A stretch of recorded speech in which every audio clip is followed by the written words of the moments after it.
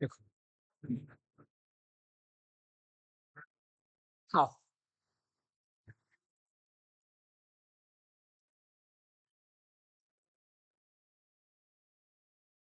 क्या क्वेश्चन है? Which of the following does not belong to valuation principles? कौन सा इसमें से वैल्यूएशन प्रिंसिपल्स का नहीं है? The answer is future value. Historical cost होता है, हिस्टोरिकल कॉस्ट होता है। रियलाइजेबल वैल्यू मतलब, हिस्टोरिकल कॉस्ट मतलब तुम बोल सकते हो जितना में हम लोग सामान खरीदे हैं उसको हिस्टोरिकल कॉस्ट बोलते हैं, या परचेस प्राइस बोलते हैं, क्या बोलते हैं, या एक्विजिशन प्राइस बोलते हैं। लेकिन रियलाइजेबल वैल्यू मतलब अगर आज जो मेरे पास एसेट्स है उसको आज बेचेंगे तो कितना रियलाइज होगा उसको बेच के। प्रेजेंट वैल्यू मींस आज से 1 करोड़ रुपया 15 साल बाद दे रहा है तो आज के डेट में उसका कितना वैल्यू होगा। लेकिन फ्यूचर वैल्यू बोल के कुछ भी नहीं होता है। The concept which the historical cost consists of is called cost concept. कौन सा concept? Cost concept. Historical cost of an assets represent the purchase price. क्या रिप्रेजेंट करता है? Purchase price. Historical cost of an assets refers to an acquisition cost. कौन सा cost? Acquisition cost को represent करता है। A machine was purchase for 50,000, कितना में परचेस किए? एंड 4,000 फॉर कैरेज, कैरेज के लिए 4,000 रुपया खर्चा हुआ। एंड 2,500 फॉर देयर इंस्टॉलेशंस, और 2,500 खर्चा हुआ इंस्टॉलेशन के लिए। किसके लिए? इन दैट केस अगर देखा जाए तो मेरा टोटल कितना का खर्चा लग चुका है? 56,500। So answer will be 56,500।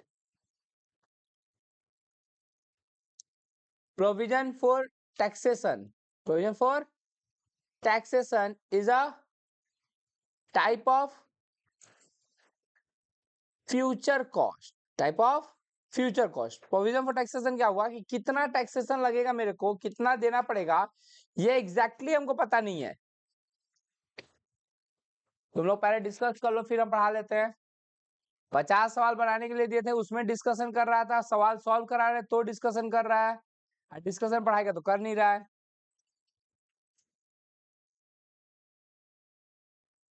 In current cost accounting में the business items is recorded at, किस प्राइस पे रिकॉर्ड करते हैं? Replacement cost. कौन सा कॉस्ट? Replacement cost.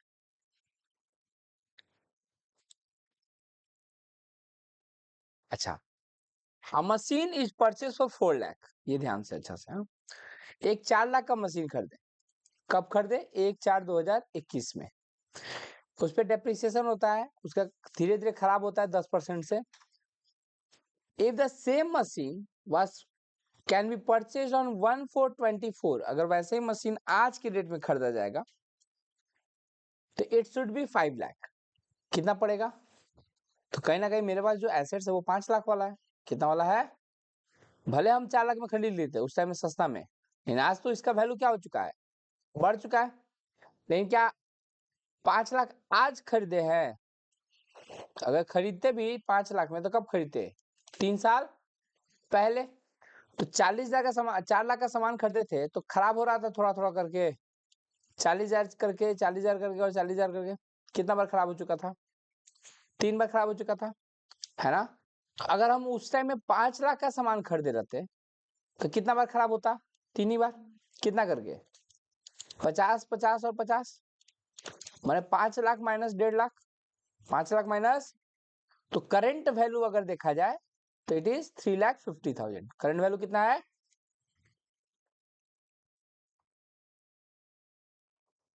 The value that can be obtain by selling an assets in an ordinary disposal, है ना? अगर डिस्पोज करेंगे तो जो वैल्यू मिलेगा that is called realisable value. क्या बोला जाएगा उसको?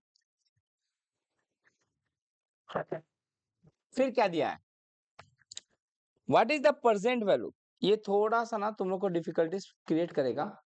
अभी पहला क्वेश्चन नहीं करेगा, दूसरा नहीं करेगा, तीसरा करना शुरू हो जाएगा।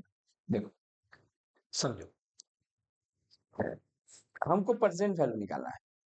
जैसे एक रूल क्या है, रूल ये है कि भैया आप 15,000 करके 15 सालों तक अगर आप शेयर मार्केट में इन्वेस्ट करो या कहीं भी इन्वेस्ट करो, जहां से रेट ऑफ इंटरेस्ट आपको 15% मिल रहा है, कितना परसेंट मिल रहा है, कितना इन्वेस्ट करना है, इसको 15% रूल बोला जाता है। क्या बोला जाता है, या फिर 15 का रूल बोला जाता है। तो 15,000 करके कितना करके, कितने सालों तक, कितने परसेंट से। तो अगर कोई इतना कर दिया ना तो वो 1 करोड़ से ज्यादा कमा लेगा, यानी उसका जो कॉर्पस होगा वो 1 करोड़ से ज्यादा होगा, है ना। द 15 रूल बोला जाता है इसको। क्या बोला जाता है, द 15। लेकिन ये 1 करोड़ कब आएगा, आज से 15 साल बाद। 15 साल बाद क्या 1 करोड़ जितना वैल्यू होगा, उसका मार्केट वैल्यू क्या हो जाएगा, कम हो जाएगा, है ना। रुपीज आए दिन जो है मुंह के बल गिर जाता है डॉलर के कंपेयर में। किसके कंपेयर में, जब हम लोग का जमीन लिया गया था एक, तो उस टाइम में लिया गया था 30,000 रुपया कट्ठा। आज वहीं पे जमीन का दाम है 5 लाख रुपया कट्ठा। कितना दाम है, तो इट मीन्स कि कहीं ना कहीं उस टाइम का 30,000 रुपया आज के 5 लाख के बराबर है। तो 5 लाख को आज के डेट में प्रेजेंट वैल्यू पे लाएंगे तो कितना आ जाएगा, 30,000 पे आ जाएगा। कितना पे आ जाएगा, तो वैसे ही यहाँ पे 1,12,000 रुपया मिला है मेरे को 1 साल के बाद। हम लोग खड़े हैं यहाँ पे, और ये 1,12,000 कब मिल रहा है, 1 साल के बाद। तो हम लोगों ने यहाँ पे कितना पैसा इन्वेस्ट किया है, ये पूछ रहा है। अगर 12% से इंटरेस्ट मिला है तो एक बार के लिए अगर माने कि मैंने 100 रुपया इन्वेस्ट किया था, कितना इन्वेस्ट किया था, तो उस पर 12% मिलता, मैंने कितना रुपया मिलता, 100 रुपया प्लस 12 रुपया, 112 रुपया। मैंने कहीं ना कहीं ये फिगर 112 के बराबर है, ये फिगर 112 के बराबर है। और हमको पता करना है कि प्रिंसिपल अमाउंट क्या था। क्या पता करना है, तो प्रिंसिपल अमाउंट से मल्टीप्लाई कर देंगे। 112 से 112 एक बार में, 3 को जीरो रहेगा, 3 जीरो के साथ 2 जीरो और जुड़ जाएगा, 5 जीरो। कितना जीरो, देखो ऐसा कुछ आंसर है। मैंने अगर हम 1 लाख लगाए रहते हैं तो 12% के हिसाब से 1,12,000 मेरे को मिल जाता। ये क्या किए, ये फ्यूचर वैल्यू है, ये कौन सा वैल्यू है ना, उसको प्रेजेंट वैल्यू पे क्या किए, कन्वर्ट किए। क्या किए, अच्छा, what is the present value of, यहां पे ध्यान से, 96,800 रिसीवेबल आफ्टर 2 इयर्स। कितना साल के बाद रिसीव हो रहा है, मैंने हम कहीं ना कहीं 100 रुपया लगाए, रेट ऑफ इंटरेस्ट क्या है 10%, तो हम 100 रुपया लगाए 10% के बेसिस पे, कितना परसेंट के बेसिस पे, तो मेरे को कितना रुपया मिलता, 110। 2 साल हो गया, तो ये पैसा हम छोड़ देते बैंक में ही, कितना रुपया, 110 रुपया। इस बार फिर से इंटरेस्ट मिलता इसी 110 रुपये पे, कितना परसेंट से, 10% से। तो कितना होगा 10%, 11। तो 110 प्लस 111, 110 प्लस 11, 121। तो ये जो कहीं ना कहीं 96,800 वो तो 2 साल बाद मिल रहा है, विच इज इक्विवेलेंट टू 121। कितना के बराबर है, हमको निकालना है 100 के बराबर, कि हमने पैसा कितना डिपॉजिट किया था। So answer will be 80,000। कैसे भी है देखिए, 80,000 डिपॉजिट किया, 10% से मिलता तो कितना हो जाता, 88,000। 88,000 के साथ 10% और मिलता तो कितना हो जाता, 8800, 008, 8 दूनी 16 के 6, हाथ में 1, 96,800 कितना हो जाता है, 96,000। समझ आ रहा है क्या कैलकुलेशन है। अब यहाँ पे देखो धीरे धीरे इसका मन बढ़ रहा है। कितना साल का पूछ रहा है, 3 साल का। तो हम क्या किए, 100 रुपया माने, प्लस उसके साथ 10% जोड़े तो 110 हुआ, फिर 10% जोड़े तो 121 हुआ था, फिर 10% जोड़े तो 12 रुपया 10% जोड़ेंगे तो 133.10 होगा। ये कितना के बराबर है, ये 1,99,650 which is equivalent to 1,33,010 into 100। करेंगे तो आएगा तुम्हारा 1,50,000। कितना आएगा? Answer is 1,50,000। देखो हम क्लियर बोल रहे हैं, ये हम समझाने को समझा देंगे, है ना। ये तुम समझो 6 सेमेस्टर का सवाल है। जुनू का तुमको परेशान करना एकदम नहीं आएगा, 100% आएगा तो मास्टर को नहीं आएगा। देखो समझाए, ए वाह, झूल हो जाएगा आपको। देखो एक बार क्या बोला है, a machine had been purchased at the present value of 1,80,000. Expected life is 2 years and it will generate a cash flow for of rupees 88,000। 80, ये कब 88,000? एक साल के बाद। एंड 1,45,200 कितने सालों के बाद? 2 सालों के बाद। कितने सालों के बाद? रेट ऑफ इंटरेस्ट क्या है? 10। तो सुन, मेरे पास कितना मशीन है, मैंने कितना पैसा है, 2 बार आया पैसा। कितना पैसा आया है? एक बार कितना? पहला साल, दूसरा साल। पहला साल 80,000 आया, 88,000 ना। और दूसरा साल 1,40,145,200। अच्छा, इसमें इंटरेस्ट कितना बार मिला हो? एक बार कि 2 बार? एक ही बार ना। मैंने कहीं ना कहीं 100 था, 10 रुपया और मिला हो। इसमें इंटरेस्ट कितना बार मिला हो? 100 + 10 मैंने 110, 110 + 10 और 121।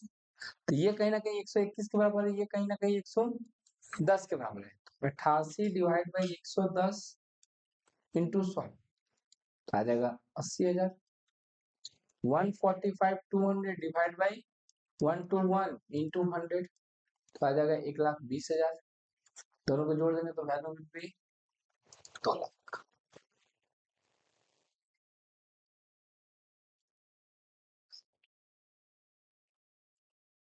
ये एक्चुअली 6 सेमेस्टर का क्वेश्चन है। किसका है?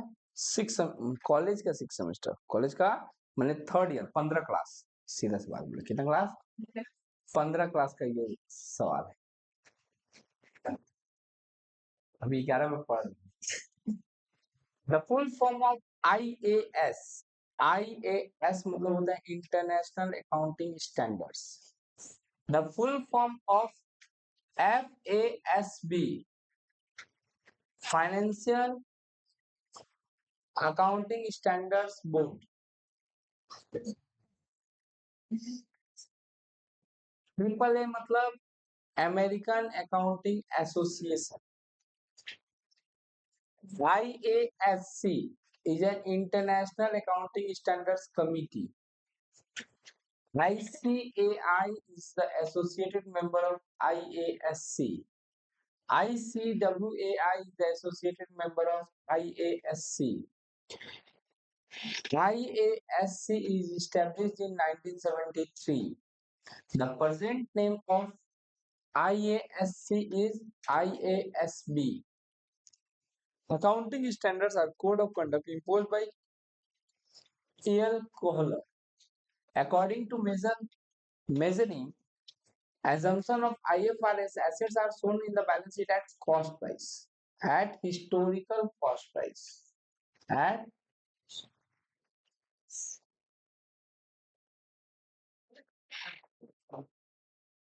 the effect of diverse changes now policy नारी में बोल। इससे कैसे फायदा होता है? अकाउंटिंग स्टैंडर्ड से पता चलता है। किससे पता चलता है? In India accounting standards are issued by, यही तो क्वेश्चन का आंसर आता है, ICAI। The full form of IASC is International Accounting Standards Committee.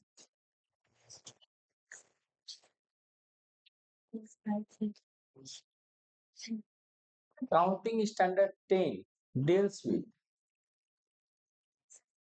accounting for fixed assets. The accounting standards which is reference to depreciation is AS6. Accounting standard related to valuation of inventory, AS2. International accounting standards are issued by IASB, International Accounting Standard Board. Indian accounting standards are issued by IASC. Depreciation is under which accounting standards? AS6. Which institutions is responsible in India to implement accounting standards? ICAI. ये बाबा blue कर दिया तब वो बोला कि ये कौन है मोतिया बिंदु का और 5 foot 4 inch.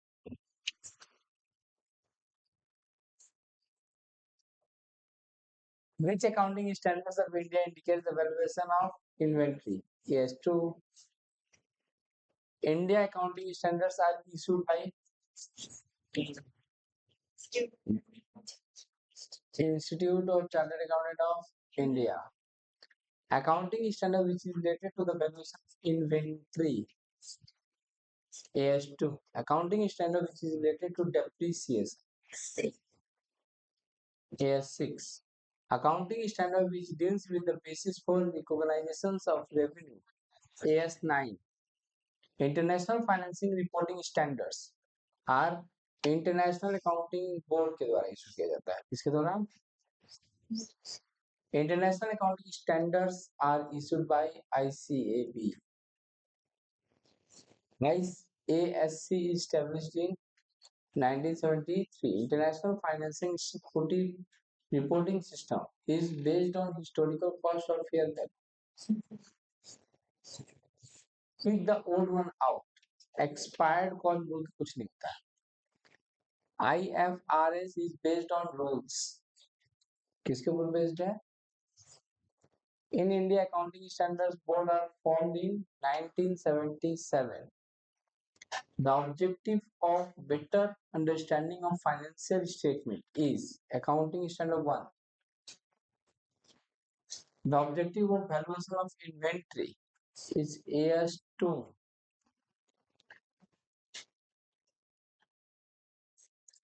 AS2 permit only FIFO or weighted.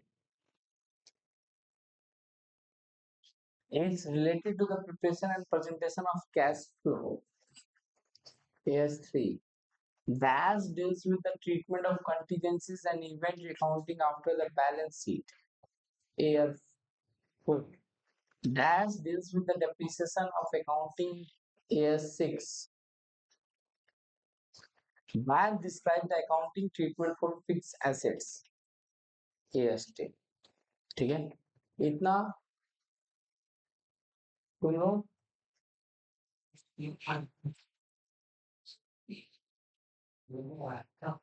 as deals with accounting for construction contract. Construction contract के लिए AS7.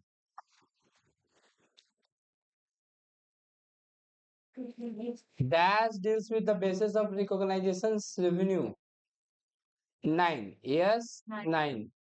The objective of Dash is to show the effect of changes in foreign exchange.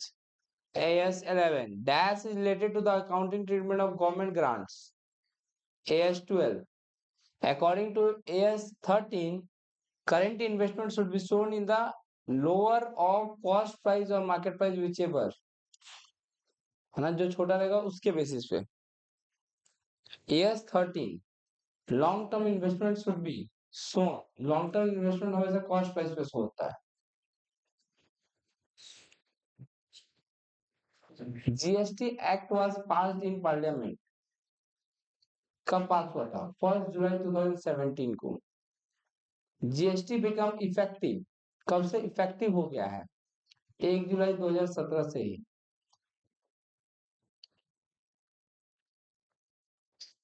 GST stand for. GST किसके लिए stand करता है? CGST किसके लिए stand करता है? Central goods and service tax. SGST deals with States Goods and Services Tax. Full form of IGST is Integrated Goods and Services Tax. Full form of UTGST is Union Territorial Goods and Service Tax. The term UTGST is used to replace the SGST. या तो SGST लगेगा नहीं तो UTGST लगेगा। GST paid on purchase of goods and services is called input GST. GST collected on sale of goods and services is called output GST. क्या बोला जाएगा उसको? Output GST. GST is based on the principles of one nation one tax. किसके base पे है? One nation one tax के principal को follow करता है कौन? जीएसटी। उसके बाद क्या बोला है? What kind of tax is indirect tax? Goods and services tax are the indirect tax. Anjan of Calcutta sold goods to Sanjay of Siliguri, दोनों ही वेस्ट बंगाल में है, इसीलिए सीजीएसटी और एसजीएसटी है ना।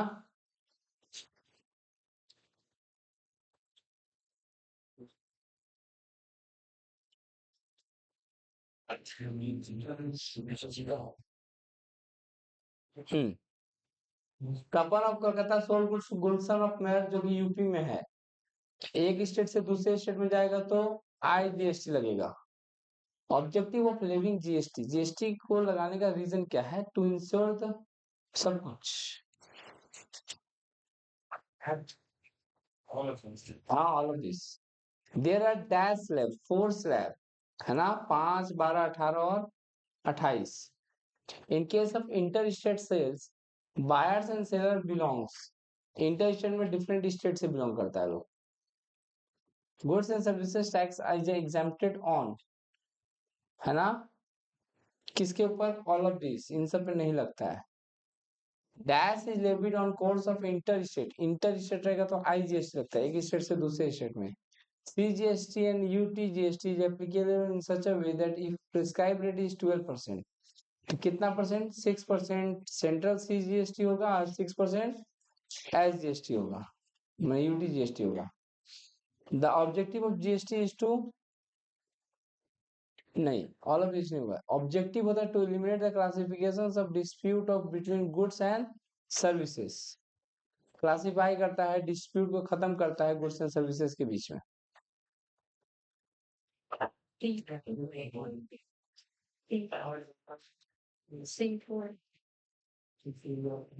द वर्ड वन है ना, लेजर बुक बोल के कुछ भी नहीं होता है। Pick the odd one out, purchase account, सब बुक है एक अकाउंट है।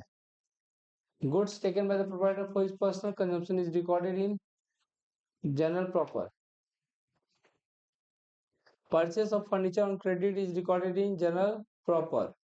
Which of the following is recorded in journal proper? All of this, चाहे वो एडजस्टमेंट एंट्री हो, ओपनिंग एंट्री हो, चाहे वो क्लोजिंग एंट्री हो। Closing entry are pass in a special, वही general general.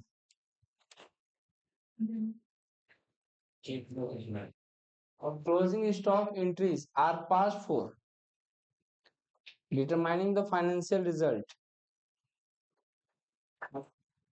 Credit purchase of stationery, stationery अगर purchase कर रहे हैं तो जनरल प्रॉपर में लिखाएगा। Credit purchase of is also a type of adjustment entry.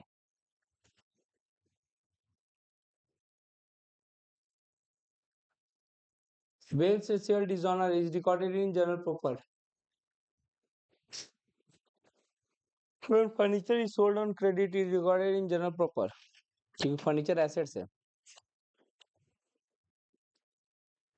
Credit purchase of machinery is recorded in, credit purchase जो कर रहे हैं वो मशीन कर रहे हैं ना, तो जनरल प्रॉपर में रिकॉर्ड होगा। General proper is a type of memorandum, is a subsidiary book. कौन सा बुक है? बेस्ड सब्सिडियरी बुक मतलब जितना भी डे बुक होता है, purchase day book, sales day book, proper जितना भी 8 टाइप का डे बुक होता है, this all are called subsidiary book. Memorandum book बोल के कुछ ऐसा कोई टॉपिक नहीं है, आएगा फ्यूचर में। मेमोरेंडम कब यूज किया जाता है? जनरली जब ईयर के बीच में कभी कुछ बनाया जाता है ना, उसको बोला जाता है मेमोरेंडम, है ना, आधा अधूरा बोला जा सकता है उसको record. Bills receivable dishonor is entry in bill general proper. Credit purchase of stationery should be entered in credit purchase of stationery general proper में रिकॉर्ड होता है।